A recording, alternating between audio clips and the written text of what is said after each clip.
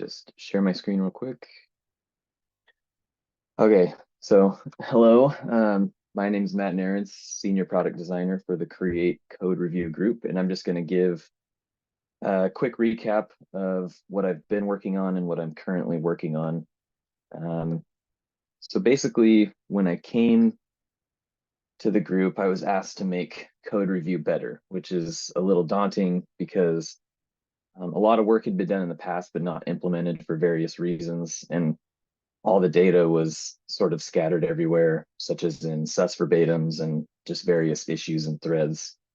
So the first thing I did, and apologies for the very minimal slides, but there will be a few screenshots on some of them. But the first thing I did when I came to the group was gathered existing research, just so I could see what data had already been collected. And you can see that research in this issue.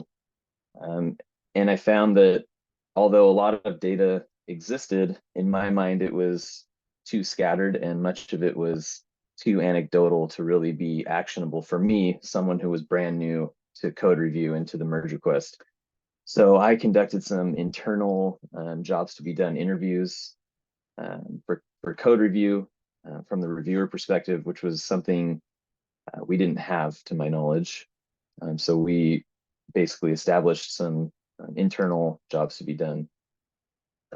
While all this was happening, I was also asked to complete sort of a holistic design exercise on just the merge request from a code review perspective. And it was based on the code author and the code reviewer relationship. And it was also an opportunity for someone like me with sort of fresh eyes to go in and really question different parts of the flow without experience bias.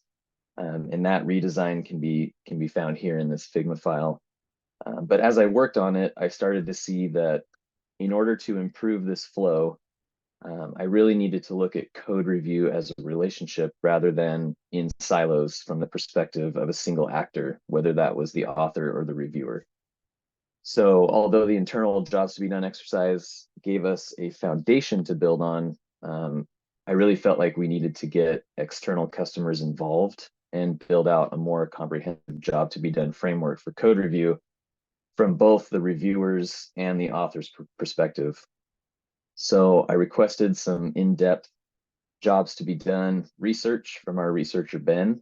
And this request, they already had a project in progress, but this request sort of helped push that along. And what resulted was sort of this revamp of jobs to be done across the entire create stage, which was really awesome. While I was waiting for this jobs to be done revamp to be completed, I actually kicked off a small problem validation project looking at negative approval, which is just a weird way of saying the opposite of approving an MR.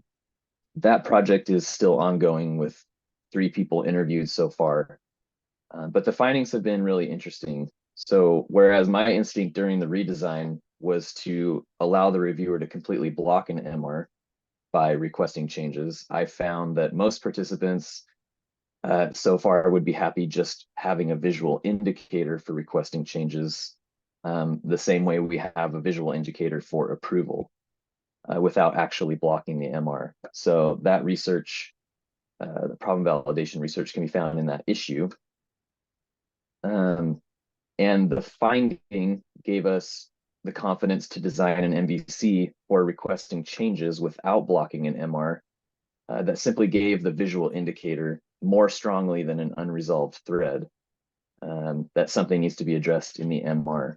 So, and this will also help address a 7-year-old issue with 234 thumbs ups and like hundreds of comments in a way that will actually allow us to iterate in multiple directions, whether we move forward with actually blocking the MR or we continue down the path of only visually indicating that a problem exists. And the epic for those designs is there in that link. And this research was really interesting because it shed light on why unresolved threads weren't a viable solution for indicating a problem in an MR, which is a path that we were considering previously. Participants' biggest concerns with threads was that threads always block an MR even if they don't indicate a problem. So threads that are informational are given the same visual weight as threads where problems are discussed. And so customers really wanted the inverse of an approval, not just another thread lost in the mix that needed to be resolved. And also we found that companies aren't worried about bad actors, which is why a visual indicator is sufficient to meet their needs, even though an MR author could, in theory, merge changes without addressing the problems.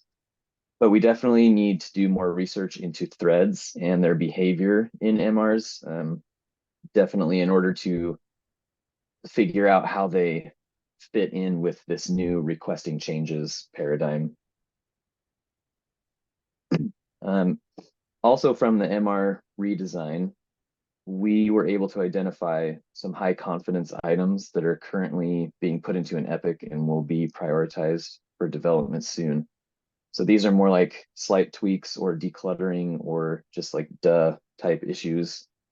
Some of these need further design work. And, you know, since I only touched on them during the redesign, this is in progress. So just making sure all the different use cases are covered. And you can find those issues in this epic here, again, in progress. So there's not a ton in there right now. A larger change that came up during the redesign was the reviewers and approvers widget.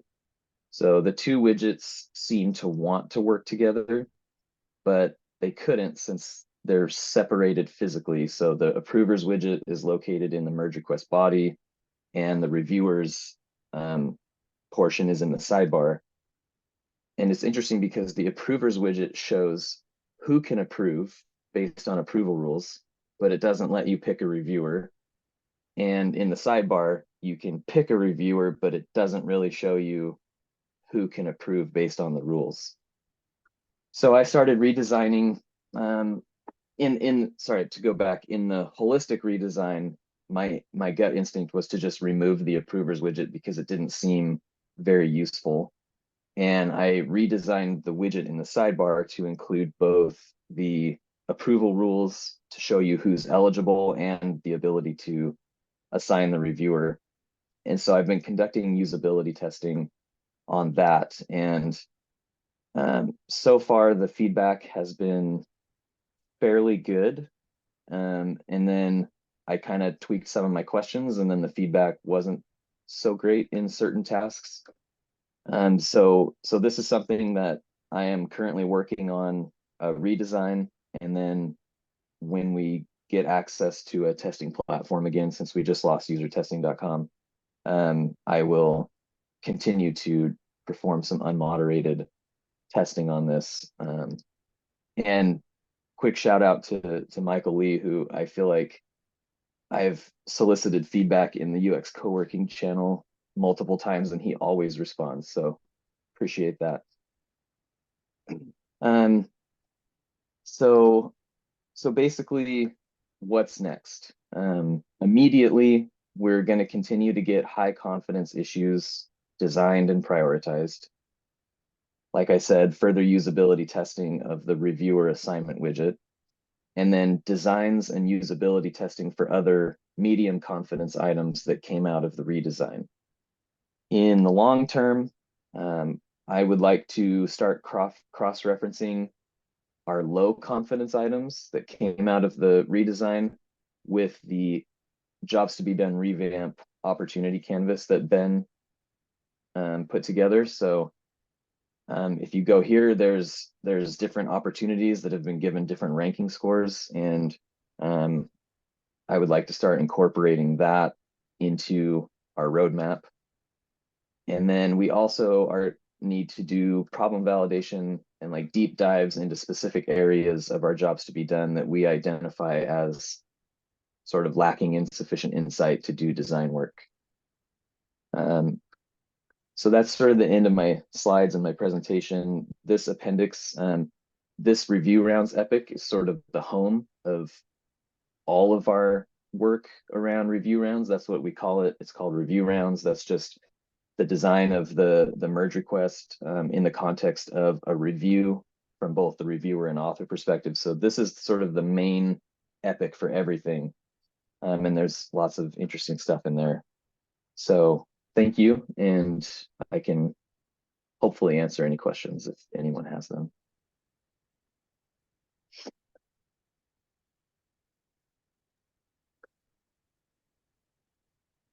I don't see any questions inside of the agenda, so I would open it up to everyone. Does anyone have any questions or comments for Matthew here?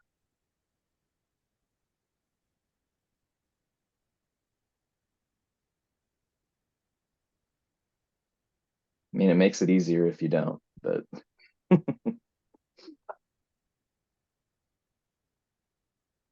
I'll just go with a comment. I liked your the reviewers and the approval rules not solving either job holistically. I think that's a great example of stepping back a little bit and not designing a widget that's fantastic at its job and looking further back and designing towards what the user's actually trying to accomplish. So like that part.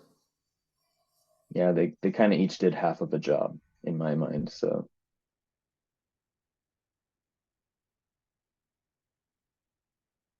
one of the things you said when you sort of joined the group was that you were sort of working on this holistic redesign. Looking back, do you feel, and sort of after doing it, you realized that there were sort of like jobs to be done that could be better defined? Like looking back, do you feel like that was the right path, or do you feel like there was a different path that you would take in retrospective? so I feel like it was the right path. I feel like it's always great for a designer when they're like fresh to an area to go in and just change things and see what makes sense to them before, because I feel like if I had immediately dived into research, and I just feel like the longer that I'm sort of absorbing the current state of the MR, the more likely it is I start to overlook things like maybe the approvers widget doesn't actually need to be there versus just trying to like put band-aids on it or fix it or whatever and not actually accomplishing the goal of helping authors find reviewers. And so I'm grateful that I was asked to sort of go in and do that redesign before I started to just accept things for what they were. Because I think in research, like in problem validation, I think it's hard to ask the right questions or have the right setup to then go in and say, this widget needs to be removed. Like, what questions would you even ask?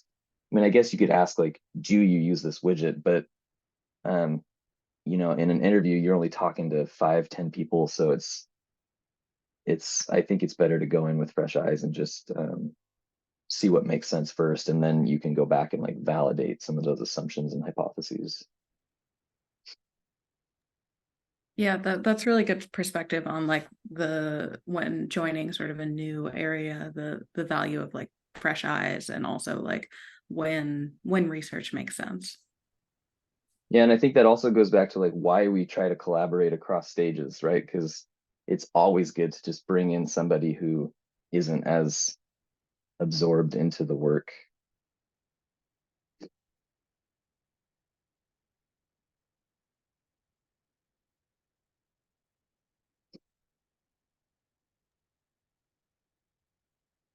Looks like Austin has the next question here. Yeah. So was curious, kind of looking through some of the asynchronous threads in the epic that you referenced. Kai was asking you to like identify and open some issues and things that you had high confidence in. And I was curious if your confidence was more tied to like the identification of the problem or the solution that you had in mind to solve said problem. I think the goal for those issues is to be tied more to the problem, but these aren't problems that tell me if I don't answer your question. But like the point of the high confidence issues are these aren't things that we need to go investigate, right? We already know that the MR is super cluttered. It pops up in every sus verbatim ever that, like for the past how many years.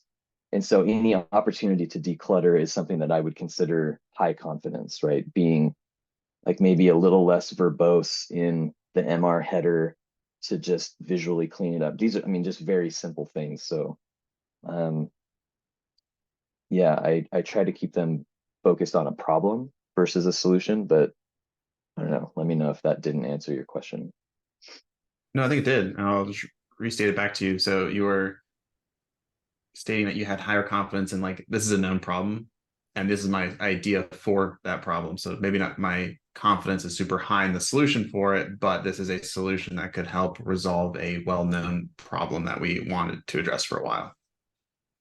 Correct. Yeah. And with like negative approval, based on the amount of comments and thumbs ups and just participation in that issue, like I already know that that's a problem that we need to solve. Not necessarily that my solution is perfect and we may need to iterate or pivot on that solution in the future, but it's not something that needs like extensive, those couple of interviews were really enough for me to just say, okay, this is the direction. Let's try this, and we can design something small enough that can iterate in the future. Yeah, that makes sense. And I definitely understand where you're coming from with the negative approval stuff. I do remember that being like a hot demand on the compliance side of things, like wanting to be able to explicitly say, no, don't merge this. This is not good. Right. Yeah.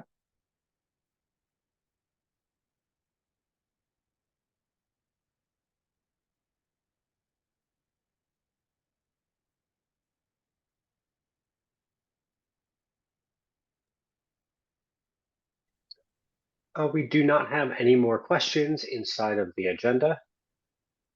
Does anyone in the room have any more questions or comments?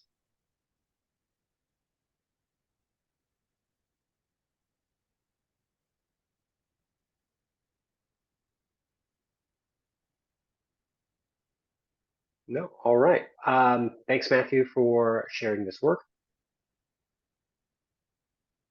No problem.